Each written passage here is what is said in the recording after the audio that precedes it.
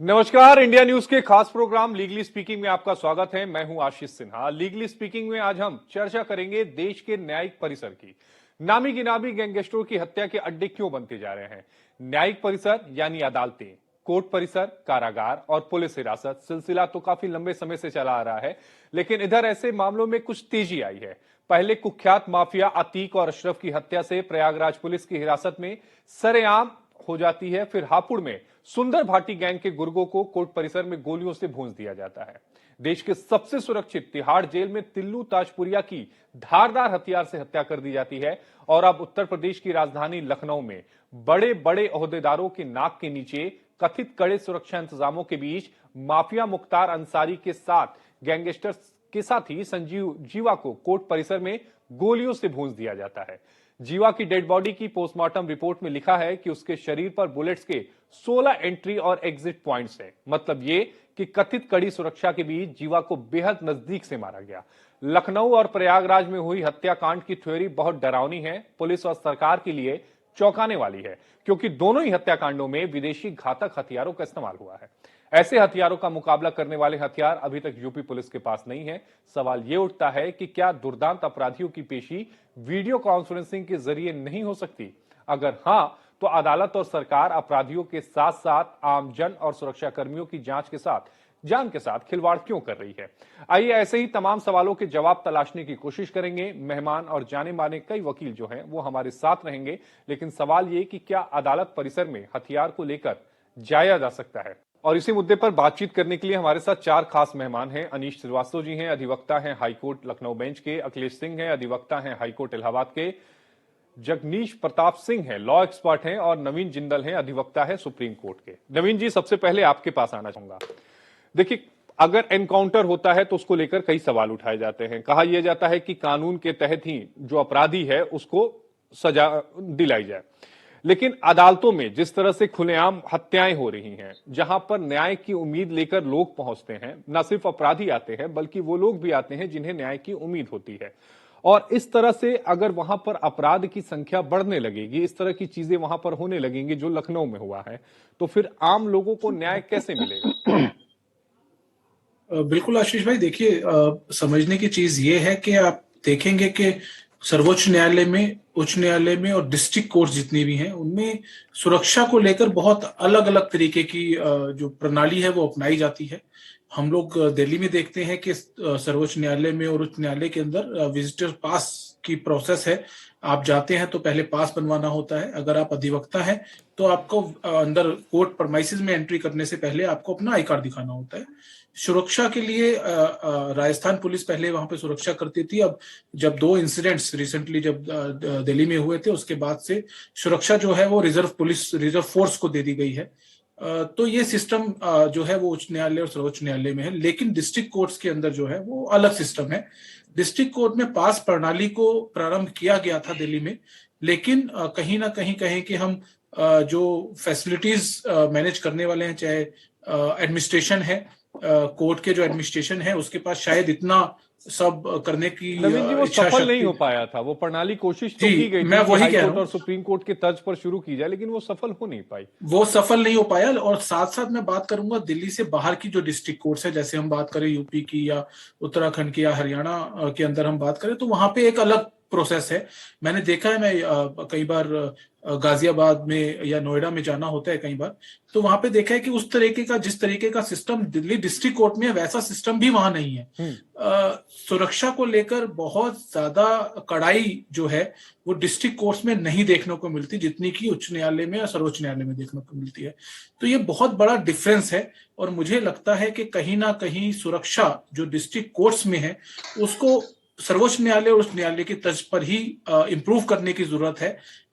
अलग से फोर्स बनाने की जहां तक बात है, वो शायद पता नहीं, क्योंकि पूरा सिस्टम होता है, शायद वो बहुत लंबा प्रोसेस है। लेकिन मुझे लगता है उससे पहले रिजर्व पुलिस को वहां पे तैनात करना चाहिए और सुरक्षा की जो प्रणाली है, जो सुरक्षा इक्विपमेंट्स हैं, उनको ठीक होना चाहिए और नहीं, लेकिन प्रोसेस होना नवीन जी, चाहिए। हमने ये भी देखा है कि दिल्ली में बहुत ज्यादा सिक्योरिटी रहती है, लेकिन आपको रोहिणी की भी वारदात को आपको ध्यान में होगा, साकेत वाला भी जो कुछ दिन पहले हुआ था कि वकील के ड्रेस में चला गया था और उसने गोली मार दी थी।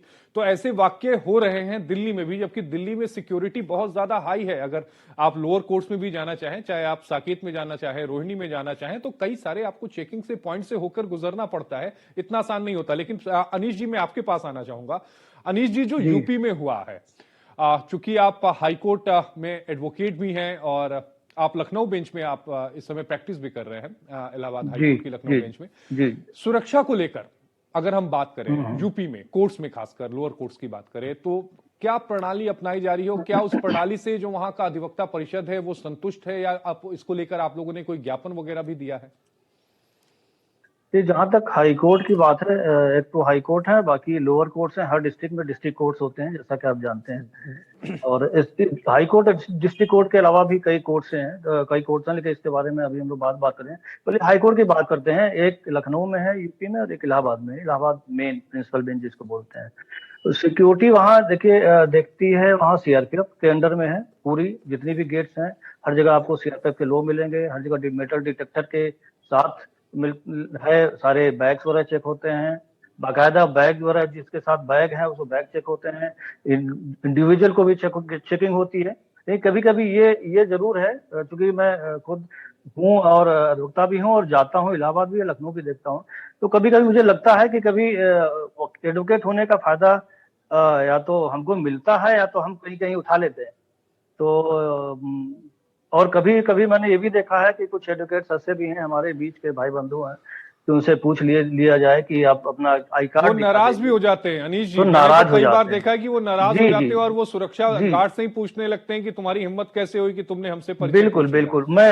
मैं वही कर रहा हूँ, जो जैसे जो रियल है, जो मैं फील करता हूँ। मुझे 25 साल हो गए यहाँ करते हुए। तो मैं जो फील करता हूँ मैं आपको बता रहा हूँ। हाईकोर्ट की ये स्थिति है, जहाँ सीआरपीएफ के लोग हैं और सुरक्षा व्यवस्था बहुत ही टाइट है।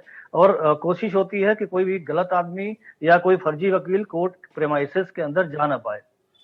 और खास तौर से हथियार तो जाता ही नहीं है, लेकिन अखिलेश जहां तक जी, मुझे लगता है हाई हाँ, कोर्ट में।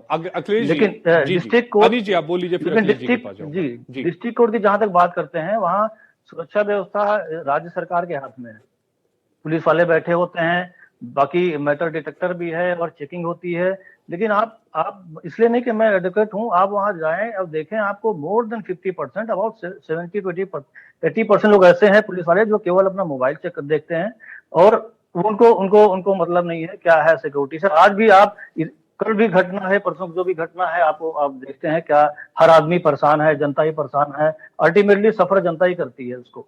लेकिन आप आज भी चले जाइए, लखनऊ के सिविल कोर्ट में 4 गेट हैं, जहां तक आपको बता दूं। और हाई कोर्ट में कुछ जब से हाई कोर्ट शिफ्ट हुआ है आपके गोमती नगर में, हाई कोर्ट के कुछ प्रेमाइसेस कुछ दे दिए गए हैं डिस्ट्रिक्ट कोर्ट को। और हाई कोर्ट में 8 गेट हैं, जिसमें जी, से 1 से लेकर 4 तक बंद रहता है। 5 और 7 8 ही वो खुले रहते हैं। 8 से ये लोग गए थे। और इसमें एक बात मैं आपको याद दिला दूं, हाई कोर्ट का इसमें सिर्फ डायरेक्शन था कि जब भी, चूंकि इस घटना को देखते हुए और इनका बैकग्राउंड देखते हुए, इनको हाई कोर्ट ने स्पेशली कहा था कि जब भी इस एक्यूज को आप हाई कोर्ट वहां सिविल कोर्ट ले जाएं पेशी पर, तो इसको आप बुलेट प्रूफ जैकेट जरूर पहना दीजिएगा, जो कि लाइफ रिस्क देखते हुए। वो कहीं ना कहीं मिस हो रही है। कहाँ से मिस है? राज्य सरकार तो नहीं इसका अपना पल्ला झाड़ रही है, पुलिस तो अपना मतलब लेना ही नहीं चाहती है जिम्मेदारी। लेकिन तो कहीं ना अखिलेश जी, कहीं जी, मिसिंग है। नहीं उस तरह अखिलेश से जी, कि यही सुरक्षा यही व्यवस्था में एक कहीं बड़ा गड़बड़ी सवाल भी है। उठ रहा है अखिलेश जी, इसीलिए मैं आपके पास आना चाहूंगा कि अपराधियों के हौसले बुलंद तो नहीं होते जा रहे? जिस तरह की वारदातें हो रही हैं कि बेहद कड़ी सुरक्षा के बीच में जिस तरह से जाके वो अदालतों में इस घटना को अंजाम दे रहे हैं, ये तो कोर्ट रूम में हुआ, कई बार कोर्ट परिसर में भी होता है।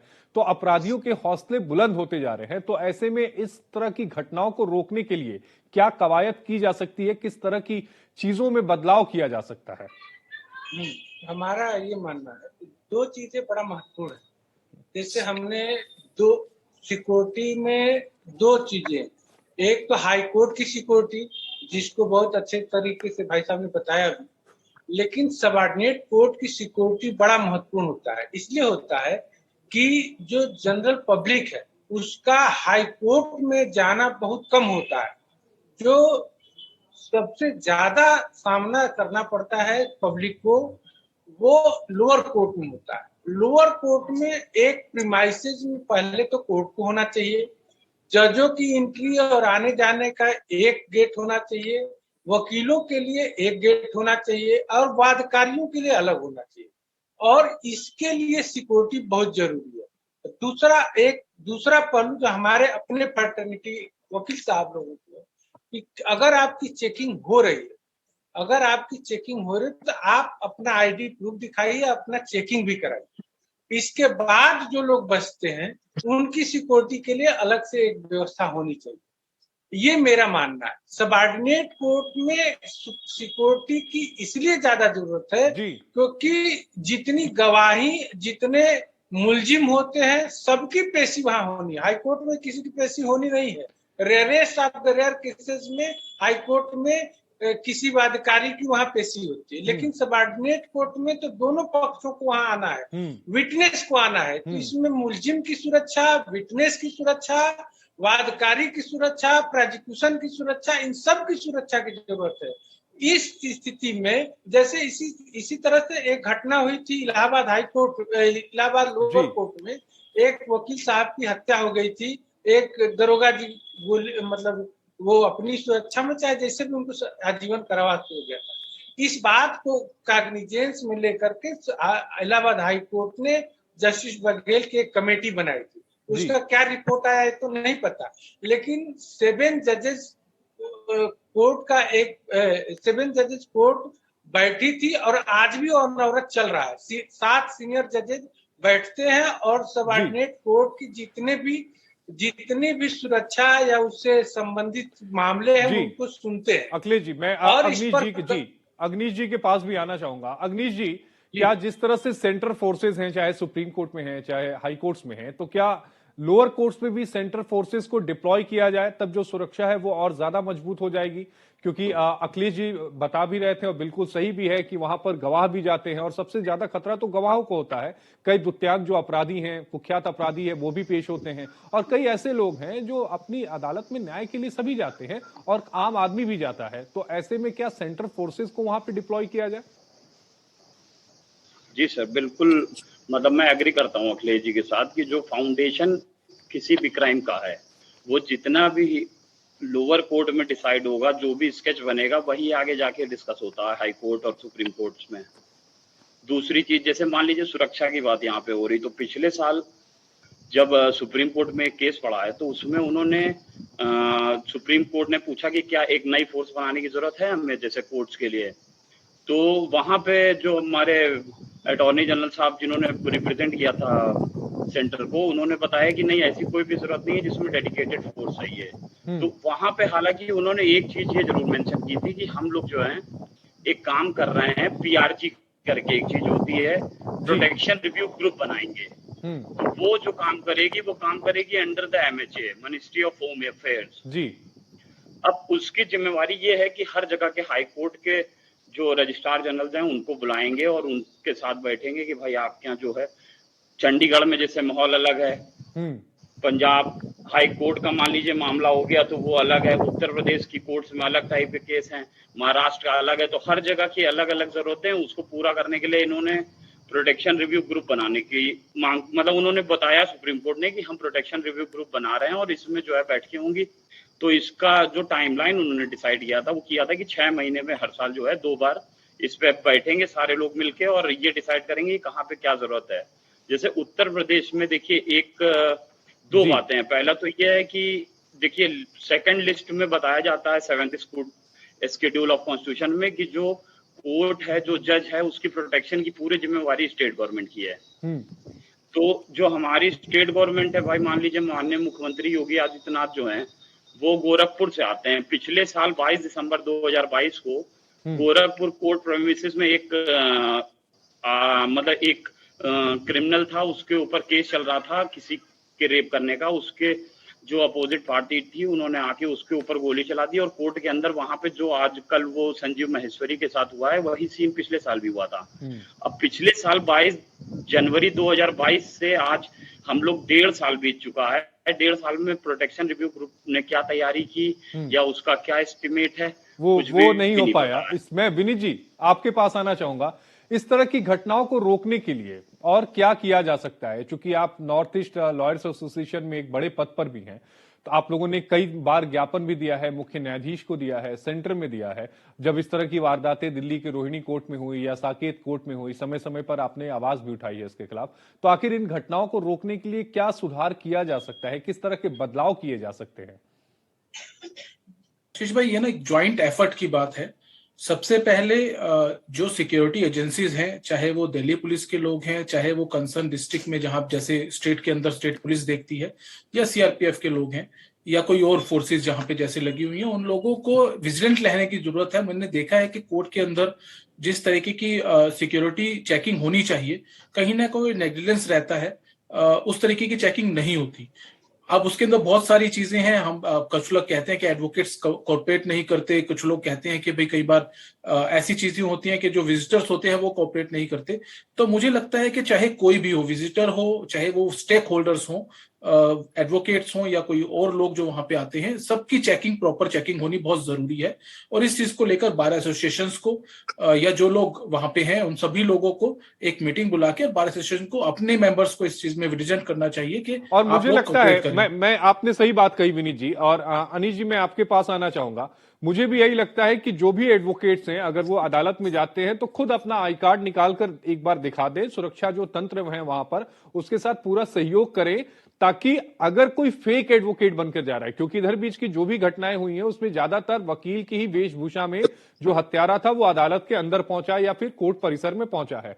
अगर वहां पर इस तरह का आपसी सहयोग होगा तो मुझे नहीं लगता कि इस तरह की वारदात भविष्य में कभी दोबारा रिपीट हो पाएगी। बिल्कुल बिल्कुल, ये आपने सही कहा। बार काउंसिल ने भी कई बार इसके लिए प्रयास किए हैं, राज्य सरकार के साथ मिलकर भी। और वैसे बार काउंसिल में जो है सेक्शन 35 और से 44 तक जो है बार काउंसिल का जो है उसमें ये फर्जी वकीलों को किस तरह से पकड़ा जाए, उनका मिसकंडक्ट, और इसके जो डिसिप्लिनरी कमेटी को भेजी जाती है। बार काउंसिल ने भी कई बार कहा है वकीलों से, बार एसोसिएशन से भी कई बार आपस में मीटिंग भी होती है, ज्वाइंट एफर्ट्स भी हुए। बार एसोसिएशन के कई डिस्ट्रिक्ट कोर्ट के बैठ के भी कई बार बातचीत हुई कि ये लोकल बार एसोसिएशन जो डिस्ट्रिक्ट कोर्ट का बार एसोसिएशन है, वहां के बार एसोसिएशन को अपने मेंबर्स को समझाना पड़ेगा, उनको इंसिस्ट करना पड़ेगा, जब भी आपसे गेट पे, एंट्रेंस पे आपसे आई कार्ड मांगा जाए पुलिस द्वारा, आप उसको आई कार्ड दिखाइए बिना किसी झिझक के। ये आपकी सिक्योरिटी के लिए ये तो करना ही होगा अवनीश। अखिलेश जी, मैं आपके पास भी आऊंगा क्योंकि समय की कमी है, इसलिए एक मिनट बचा हुआ है। अखिलेश जी, उस समय अगर जैसा आपने कहा कि कई बार देखते हैं कि पुलिस वाले जो हैं वो मोबाइल भी देखते रहते हैं, अगर ऐसे कोई नजर भी आते हैं या फिर ड्यूटी ना करते हुए नजर आए, तो मुझे लगता है कि जिम्मेदार एडवोकेट होने के नाते ये फर्ज हो जाता है कि संबंधित अधिकारी को इस बात में अवगत कराया जाए कि नहीं भाई, वहां पर लापरवाही हो रही है और मुझे लगता है कि उसे दुरुस्त करने की जरूरत है। इस बारे में ये कहना जरूरी होगा कि जैसे जैसे पुलिस के ऊपर बहुत सारे दबाव होते हैं, बहुत सारे वर्कलोड होता है, तो इसके लिए जैसे हमारे रिजर्व कोई फोर्स, जैसे सीआरपीएफ वाला जो मामला आया था इलाहाबाद हाईकोर्ट, उसका मेन कारण ये था कि एक बार कोई आंदोलन हुआ था, वो आंदोलनकारी अचानक से हाईकोर्ट में घुस गए थे। अब नाम मैं नहीं लेना चाहूंगा कि वो आंदोलन क्या था और कौन नेता थे, ये सब इसमें जाने की जरूरत नहीं। उसी के कारण से वो हाईकोर्ट में घुस गए थे, आंदोलन पूरे भीड़ को लेकर के, और ये बहुत बड़ा सिक्योरिटी लैप्स था। इसी को कॉग्निजेंस में लेकर उस समय के चीफ जस्टिस ने सीआरपीएफ को डिप्लॉय किया था। मेरा केवल पॉइंट ये है कि जो भी रिजर्व पुलिस होती है, जैसे पीएससी है, तो इनकी 1-2 बटालियन हर पॉइंट पे जहां भी है उनकी सिक्योरिटी में लगा दी जाए, जिससे हमारी जो रेगुलर पुलिस होती है, जिला पुलिस है, ऊपर वर्कलोड थोड़ा कम रहेगा। अग्निश जी, आप भी मुझे लगता है अखिलेश जी की इस बात से सहमत होंगे कि वहां पर सेंट्रल फोर्सेस की कुछ टुकड़ियां जो हैं निचली अदालतों में लगा दी जाए, क्योंकि जो नॉर्मल पुलिस होती है, राज्य की पुलिस होती है, हाँ, रिजर्व पुलिस जो फोर्स है, उनकी कुछ टुकड़ियां लगा दी जाए, ताकि जो राज्य की पुलिस होती है उन पे पहले भी बहुत ज्यादा कार्यभार होता है, तो ऐसे में जो सुरक्षा होगी वो और ज्यादा मजबूत हो जाएगी। हाँ, और प्रॉपर चेकिंग बिल्कुल सर, लेकिन सबकी प्रॉपर चेकिंग। जी जी, लेकिन देखिए आपको मैं छोटा सा एक उदाहरण देता हूँ। जी। मान लीजिए आप कहीं पे भी एक पार्क में जाते हैं, पार्क में किसी को किसी से कोई खतरा नहीं, लेकिन पार्क में भी बिना कोई टिकट लिए अंदर नहीं जा पाता है। उत्तर प्रदेश में इसका सजीव उदाहरण है। हम लोगों के पास जितना भी बहुजन समाज पार्टी के गवर्नमेंट में जितनी भी ये अलग-अलग उन्होंने पार्क्स वगैरह बनाए थे, तो इसके लिए एक डेडिकेटेड फोर्स है उत्तर प्रदेश के पास कि जो पार्क्स वगैरह की सुरक्षा में लगे हैं गार्ड्स, उत्तर प्रदेश में वो एक स्पेशल फोर्स है, जो सिर्फ हमारे उत्तर प्रदेश की जितनी भी अपनी बिल्डिंग्स हैं, जो हमारी धरोहरें हैं, उनकी सुरक्षा में लगाया गया। तो ये काम करना चाहिए, बिल्कुल करना चाहिए, चूँकि देखिए कहीं न कहीं जब आदमी न्यायालय के पास नहीं पहुंच पाएगा, उसके मन में अगर एक डर आ गया, तो आप ये लिख के चलिए कि हर क्रांति तभी मचती है जब ऑप्शन नहीं बचता है। आज कम से कम आदमी के पास ये भरोसा है कि हमारे साथ किसी ने भी सरकार ने गलत किया या किसी सरकारी व्यक्ति ने गलत किया, हम कोर्ट जा सकते हैं। लेकिन जिस दिन जनभावना ये हो गई कि कोर्ट में भी डर है, डर का माहौल अगर नहीं, वहां इसी पे डर भी के पहुंच माहौल गया, को इसी डर के माहौल को खत्म करना है और इसीलिए आपसे सभी से इस बारे में चर्चा भी हुई है और सबकी राय यही है कि रिजर्व पुलिस भी अगर राज्य पुलिस के साथ मिलकर काम करे, इतना ही नहीं जो हमारे एडवोकेट्स मित्र हैं, भाई हैं, वो भी पूरी तरह से जांच अधिकारियों का या फिर जांच करने वाले जो पुलिस वाले वहां पर बैठे हैं उनका सहयोग करें, तो फिर इस तरह की घटनाएं दोबारा नहीं होंगी। आप सभी का जुड़ने के लिए बेहद शुक्रिया। हमारे साथ 4 कानून के जानकार जुड़े हुए थे जिन्होंने इस पूरे विषय पर अपनी बातों को रखा और सबसे अहम बात, सभी इस बात से सहमत थे कि सुरक्षा व्यवस्था को और मजबूत किया जाना है और जांच एजेंसियों और बार एसोसिएशन के बीच में एक समन्वय की जरूरत है और मजबूत गठजोड़ की जरूरत है, ताकि अगर कोई व्यक्ति अदालत के अंदर आना चाहे जाना चाहे तो उसकी प्रॉपर चेकिंग की जाए। लीगली स्पीकिंग में आज के लिए इतना ही। अगले शुक्रवार को एक नए टॉपिक के साथ ठीक 5:30 बजे आपके साथ मुलाकात होगी। तब तक के लिए धन्यवाद।